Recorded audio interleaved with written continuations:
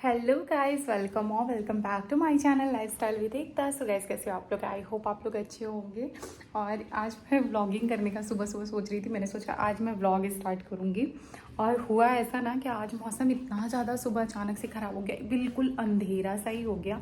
और आसवी को स्कूल छोड़ने जाना था। मैं और पापा स्कूटी से इतनी तेज़ से भाग के गए जस्ट बिकॉज कि प्रोफेसर नहीं है। आप लोगों को पता होगा, नहीं पता तो मैं बता दूँ, प्रोफेसर जा चुके हैं उड़ीसा भुवनेश्वर और मैं रह गई यहाँ अकेली।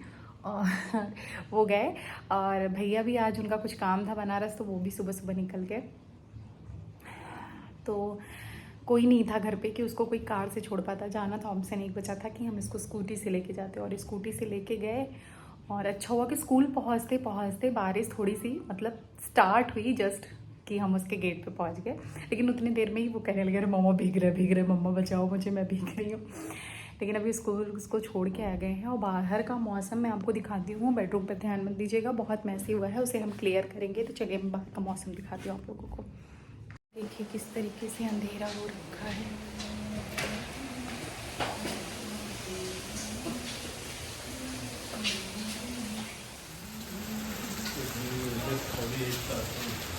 कैसे भयंकर बारिश हो रही है। सब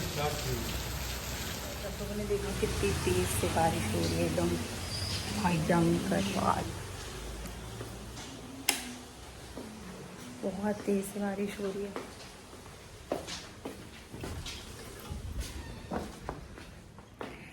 तो हम क्या करेंगे, पहले अभी हमने ब्रेकफास्ट का भी नहीं सोचा है कि मैं ब्रेकफास्ट में क्या बनाऊंगी। आज बहुत लेट हो गया ये बारिश के चक्कर में और भाग भाग के आने के चक्कर में। मैं तो पूरी भीग गई थी तो मैंने चेंज कर लिया, और पापा भी भीग गए थे क्योंकि आते वक्त बारिश बहुत तेज़ हो गई थी।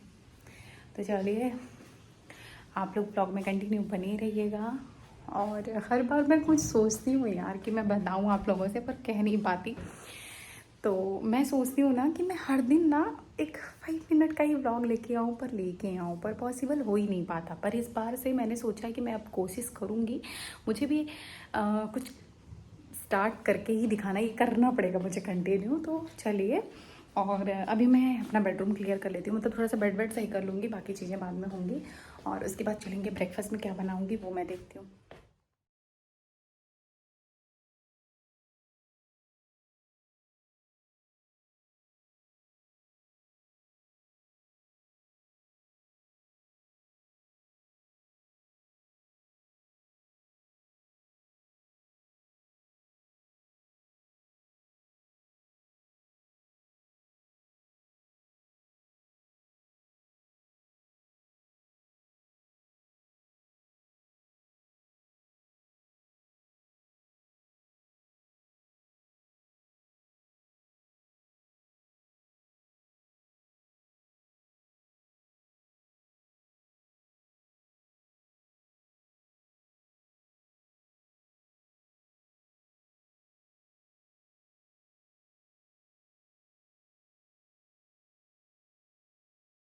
फाइनली मेरा बेड हो गया सही, और इसके बाद अब हम किचन में जाएंगे। तो चलिए चलते हैं किचन में और सोचते हैं कि क्या बनाते हैं ब्रेकफास्ट में। जैसे बारिश होती है तो बड़ा चटपटा खाने का मन करता है, बट सुबह सुबह ब्रेकफास्ट में ऑयली हमारे यहाँ कोई प्रेफर ही नहीं करता, कोई खाएगा ही नहीं।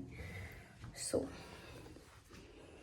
चलते हैं। और आज मुझे आसवी का कुछ सामान भी मंगाना है गाइस, देखती हूँ मैं क्या करती हूँ। उसके सारे बिस्किट वगैरह ख़त्म हो गए हैं, तो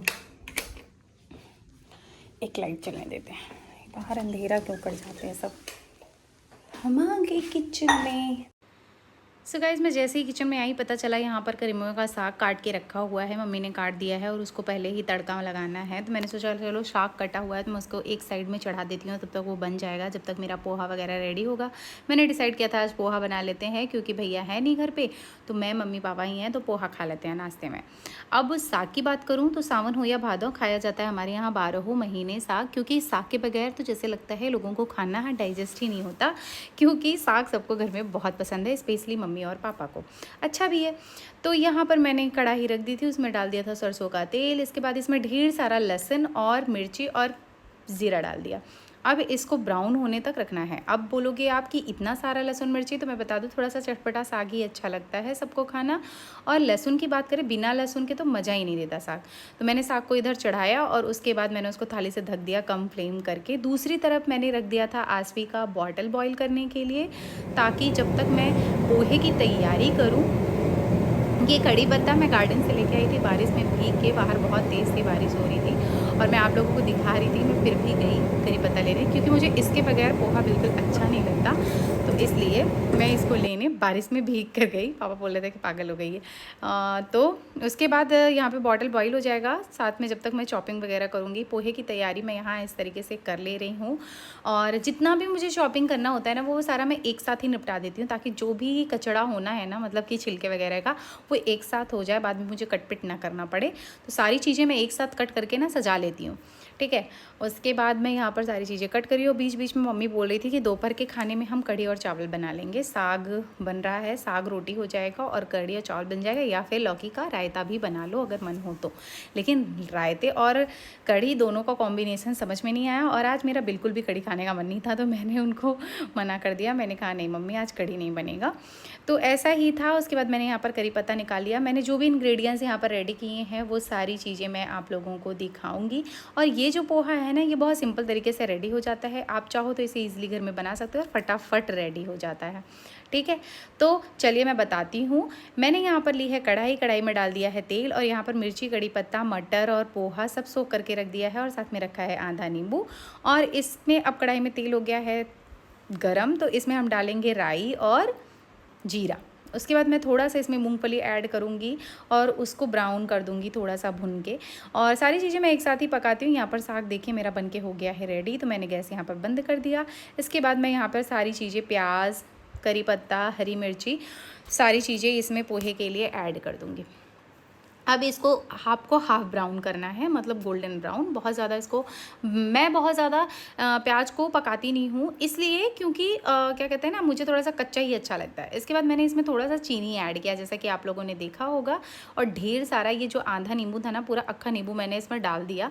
उससे क्या होता है ना, हमारा पोहा जो है ना, थोड़ा सा चटपटा खट्टा सा लगता है। और इसमें मैंने थोड़ा सा शुगर ऐड किया था। ये मेरा तरीका है बनाने का। वैसे बहुत सारे लोग शुगर नहीं पसंद करते, लेकिन इससे थोड़ा सा अच्छा सा चटपटा सा टेस्ट आता है। इसके बाद जो ये सारे मसाले हैं ना, सारी जो प्याज व्याज है, वो सारे नीचे रख के मैंने पोहे को ऊपर रख दिया, और थोड़ी देर के लिए मैं छोड़ देती हूँ उसको, ताकि वो अच्छे से पक जाए। इसके बाद मैंने पोहे को मिक्स किया, और मिक्स करके मैंने उसको रख दिया थोड़ी देर पकने के लिए। इसके बाद मैंने सोचा अभी खाली हूँ तो लगे हाथ आटा भी लगा के रख देती हूँ, ताकि रोटी बनाने में मुझे ईजी रहे। तो मैंने फटाफट यहाँ पर आटा गूँथा, जब तक मेरा पोहा रेडी हो रहा था। आटा तो फटाफट हो ही जाता है, यही एक काम है जो मुझे इतना इरिटेट करता है, पर मैं करती बड़े मन से हूँ। चाहे काम मुझे पसंद हो या ना हो, पर करना तो मुझे बड़े मन से होता है। तो मैंने इसे किया, और इसके बाद मैंने सबका निकाल लिया यहाँ पर पोहा। मम्मी अपने लिए और पापा के लिए सबकी प्लेट लगा दी। नहीं, मैंने और मम्मी का निकाल दिया था। पापा ने बोला था कि मैं थोड़ा सा रुके खाऊंगा, तो मेरा रख दो, तो मैंने उनका वैसे ही छोड़ दिया था। मैं आगे अपने पोहे के साथ मैंने लिया है यहाँ पर पोहा, और ये लिए हैं मैंने ठग्गू के लड्डू, जो कि कानपुर के लोग होंगे उनको पता होगा कि ठग्गू के लड्डू कितने फेमस हैं। बहुत बड़े बड़े सेलिब्रिटी जब कानपुर आते हैं तो ज़रूर उनके लड्डू खा के जाते हैं, और जो भी आता है कानपुर वो ठग्गू के लड्डू ज़रूर खाता है। तो इनके लड्डू बहुत अच्छे होते हैं, तो वो लड्डू मैं खा रही हूँ, और साथ में मैं खा रही हूँ ये पोहा, जो कि मैंने निकाल लिया है, मम्मी पापा को दे दिया है। और ऐसा ही रहता है। पता है, मैंने सोचा ना कि आज मैं आप लोगों के साथ पोहे की रेसिपी अपनी शेयर ही कर देती हूँ। वैसे ही और भी तरीके हैं पोहे बनाने के, मैं भी बनाती हूँ, बट जो मेरे यहाँ डेली में बनता है, मतलब अक्सर ब्रेकफास्ट में बनता है, वो इसी तरीके से बनता है। इसमें क्या होता है, कुछ भी ज़्यादा बहुत ज़्यादा स्पाइस नहीं होता, मतलब स्पाइसी नहीं होता, बहुत ज़्यादा मिर्ची वगैरह नहीं होती है, क्योंकि मम्मी पापा की तबीयत ऑलरेडी ख़राब ही रहती है। और साथ में इसमें कुछ भी ऐसे मसाले में नहीं डालती हूँ, जो कि हेल्थ के लिए सुबह ब्रेकफास्ट में सही नहीं हो। तो एक तरीके से सिंपल पूरी प्योर वेजिज पोहा बनता है, तो आप इसको ट्राई कर सकते हैं। और स्पेशली बच्चे आपके घर में होंगे ना, तो उनको भी पसंद आएगा। बस आपको क्या करना है, मिर्ची उनके हिसाब से कम या ज़्यादा करनी है आपको, ठीक है, जैसा खाते हो। तो चलिए मैं ब्रेकफास्ट कर लेती हूँ, उसके बाद मैं आप लोगों से मिलती हूँ। सो गाइज़ मैं फिर से आ गई थी यहाँ किचन में, और अगर बताऊँ एक हाउसवाइफ़ के लिए आजकल सबसे बड़ा टास्क बना पड़ा है ना, तो क्या कि गर्मियों में किचन में खड़े होकर रोटियाँ बनाना, ये सबसे भारी भरकम काम होता है। क्योंकि बाकी का जब हम काम कर रहे होते हैं ना, तो हम 10-5 मिनट के लिए बाहर जा सकते हैं, फ़ैन की हवा ले सकते हैं। पर इस टाइम पे ना दिक्कत इतनी ज़्यादा बढ़ जाती है कि क्या बताऊँ। कभी कभी तो डर लगता है ना, पसीने खुद से बॉडी से निकल कर फेस से रोटियों में ही ना आके गिरें कि रोटियाँ नमकीन रोटियाँ बन जाएँ। ऐसा किस किस के साथ होता है आप लोग बताइएगा। तो इसलिए मैं दूर हट के ही रोटियां बनाती हूँ, और स्वेटिंग तो होती ही है। और इसके बाद मैं फटाफट यहाँ पे रोटियां बना लूँगी। और मैं क्या करती हूँ ना, जब भी मैं रोटियां बनाती हूँ, मुझे वैसे रोटियां बनानी अच्छी लगती हैं, तो जब रोटी बनाती हूँ ना, मैं क्या करती हूँ ना, कभी कभी किचन में काम करते करते या फिर मैं फ़ोन में भजन लगा लेती हूँ, या फिर कभी कभी जो भी कि मेरा फेवरेट कोई शो होता है जो कि मुझे देखना होता है ना, उनके एपिसोड्स चालू करके मैं रख लेती हूँ, ताकि मैं उसको भी देखती रहूँ। तो उससे क्या होता है ना, मुझे कंपनी एक तरीके से मिलती रहती है, मेरा काम भी हो जाता है और मैं शो भी देख लेती हूँ। तो यहाँ पे मेरा बर्तन धुलकर हो गया था कंप्लीट। इसके बाद मैं फिर आप लोगों से मिलने और चपड़ चपड़ करने आ गई। सो गाइस फाइनली मैं हो गई किचन से फ्री, और किचन का काम मतलब कि आप लोग को देख के लग रहा होगा। एक बात बताऊँ, ये जो फटाफट करने का जो चक्कर है ना, ये मुझे लगता है ना एक्सपीरियंस होता है, जो कि मेरी 5 साल की मेहनत है। 5 साल से एक ही काम कर करके ना, आंखें बंद करके लड़कियां चॉपिंग कर सकती हैं, आंखें बंद करके काम कर सकती हैं। जैसे लोग होता है ना कि किचन में जाते हैं तो गैस से जल जाते हैं, मतलब कि आग से जल जाते हैं, तवे से जल जाते हैं, कढ़ाई से जल जाते हैं। पर एक टाइम के बाद ऐसा आता है ना कि कोई आंखों पे पट्टी बांध दे ना तो भी वो काम कर लें, वैसी हालत हो जाती है हमारी कर कर के। तो और सबसे बेकार काम मुझे अगर लगता है ना, तो जैसा कि मैंने बताया कि मुझे आटा और ये आपका बर्तन करना बहुत बेकार लगता है, मुझे पसंद ही नहीं है। मुझे ये 2 काम करना ही नहीं था अपनी लाइफ में। पर खैर ये सब छोड़िए। और अभी हो रहे हैं 10:30, तो मैं अभी थोड़ा सा रेडी होंगी, मुझे जाना है आसवी को लेने, उसको लेके आऊँगी, उसको चेंज वेंज कराऊँगी, उसको खिलाऊँगी पिलाऊँगी। देन उसके बाद मुझे थोड़ा सा अपना वीडियो एडिट करना है, वो एडिट करूँगी। प्रोफेसर जब से गए हैं ना, बहुत मेरी हेल्प कर देते थे, बहुत ज़्यादा हेल्प कर देते थे, लेकिन अब जो कुछ भी करना है वो सब मुझे ही करना है, A to Z। वो चाह के भी कुछ नहीं कर सकते। तो कोई नहीं, ऐसा नहीं है कि मैं उनको इसकी वजह से मिस करती हूँ, मैं वैसे भी उनको बहुत मिस करती हूँ। सो मिस यू कुछ। लेकिन चलिए, और ये सारे काम मैं करूँगी, वीडियो में कंटिन्यू आप लोग बने रहिएगा ब्लॉग में, और आगे भी जो चीज़ें होती हैं वो मैं शूट करती रहूँगी, ठीक है। और प्लीज़ यार, प्लीज़ वीडियो को शेयर कर दिया करिए अपने फैमिली फ्रेंड्स में, जो भी आपको मिला करे प्लीज़ एक बार उससे शेयर किया करिए मेरे वीडियोस के बारे में, मेरे चैनल के बारे में, प्लीज़ प्लीज़ प्लीज़। और जल्दी से यार, बहुत टाइम से मेहनत कर रही हूँ ना अभी मैं। अब थोड़ा सा कभी कभी होता है ना कि बहुत फ्रस्ट्रेशन सी अंदर से आती है कि नहीं यार, क्या है ये, क्या है, स्टार्ट कर लिया, ऐसा वैसा नहीं। लेकिन मैं जो कुछ भी करती हूँ आप लोगों के लिए करती हूँ, तो प्लीज़ सपोर्ट कीजिए, प्लीज़ शेयर कीजिए वीडियोस को, चैनल को सब्सक्राइब कीजिए, ठीक है। तो चलिए मिलते हैं थोड़ी देर बाद। इसके बाद मैं आसवी को लेने चली गई थी, और आसवी को मैं स्कूल से लेकर आई, और थैंक गॉड की बारिश रुकी हुई थी, तो लेकर इजीली मैं उसको आ गई यहाँ पर। मम्मी आई थी, मुझसे बात कर रही थी कुछ साड़ी के बारे में, और फिर उन्होंने देखा कि मेरा वीडियो चल रहा है, तो बोली अरे मुझे बताया नहीं, और मैं नाइटी में खड़ी हूँ। पर मैंने बोला कोई बात नहीं, घर में तो आजकल गर्मियों में सब लोग नाइटी पहनते हैं। तो मैंने यहाँ पर आसवी को फटाफट किया रेडी, इसके कपड़े चेंज कराए, और इसके बाद आसवी आपसे कुछ बात करेंगी। आसवी स्कूल से आ गई है ना गाइस।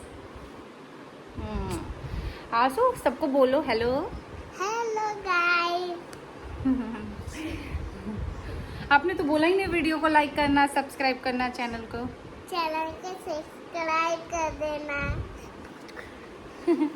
और वीडियो को लाइक शेयर सब्सक्राइब। अब तो एक लाइक शेयर सब्सक्राइब तो बनता है ना। हाँ, तो